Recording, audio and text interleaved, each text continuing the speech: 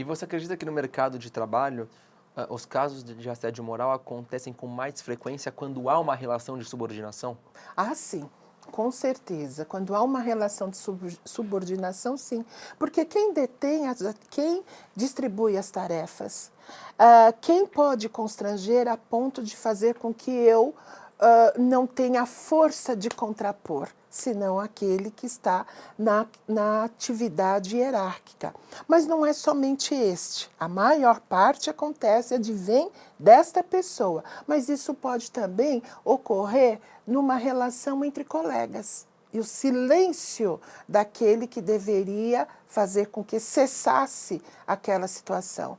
Então, entre colegas, piadas, situações vexatórias. Então, você imagina você chegar na empresa e ter uma foto sua com palavras indignas. Ah, não, é só uma brincadeira. Não é uma brincadeira.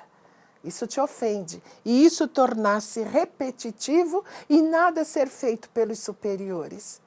Isso é um ato abusivo. Isso leva a um dano.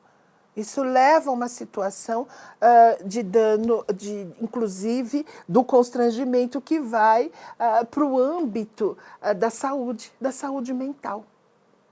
Então, são situações, ocorre muito mais por parte hierárquica, mas é claro que também entre colegas. E também podemos falar dos funcionários, dos empregados em relação ao seu superior. Aí é um assédio moral ascendente. Ascendente. Então, também em relação ao superior. Então, o chefe determina que seja para aquela equipe, faça aquele determinado trabalho. E começam com piadinhas em relação, dando apelidos.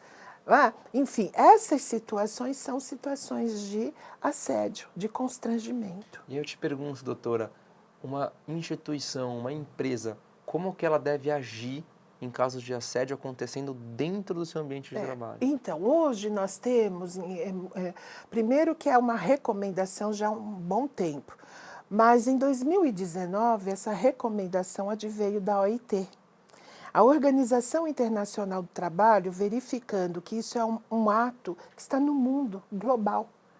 O assédio moral é uma das situações que configuram um número grande de pessoas que são retiradas do mercado de trabalho, são afastadas para tratamento de saúde mental.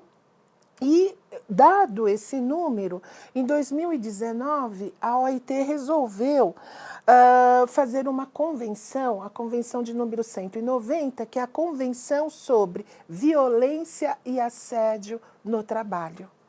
E essa violência e assédio do trabalho, inicialmente, quando nós falamos em instrumentos internacionais de proteção de direitos humanos, nós falamos também na ratificação de países que adotam essas convenções. E em 2019, 6 países adotaram essa convenção, ou seja, trouxeram para o seu ordenamento jurídico interno formas de coibirem o assédio moral. O Brasil não assinou.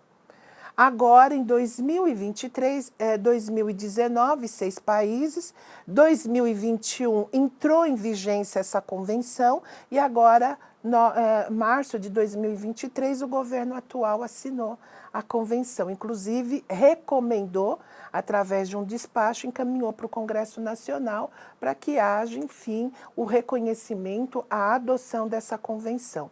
E, a partir daí, dessa adoção, as empresas elas têm que criar meios, normas educativas do que seria o assédio moral.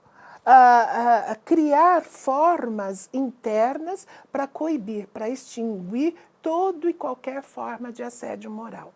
Agora, é importante falar, quando eu iniciei comentando que o assédio moral teve aí o seu início na administração pública.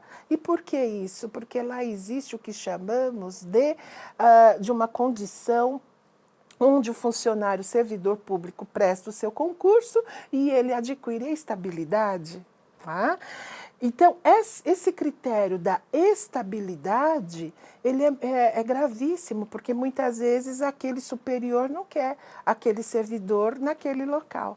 Então ele começa a criar meios para fazer com que aquele servidor saia daquele local. Foi o que aconteceu com as merendeiras.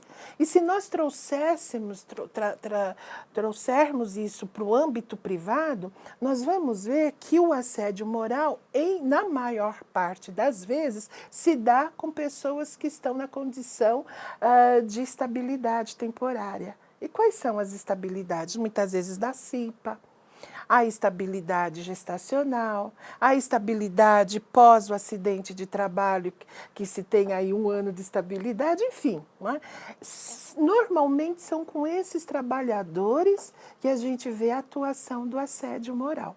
Não estou dizendo que com outros não, mas em sua maioria com esses trabalhadores, que é uma forma de dizer, eu tenho que criar meios para esse trabalhador sair desse setor.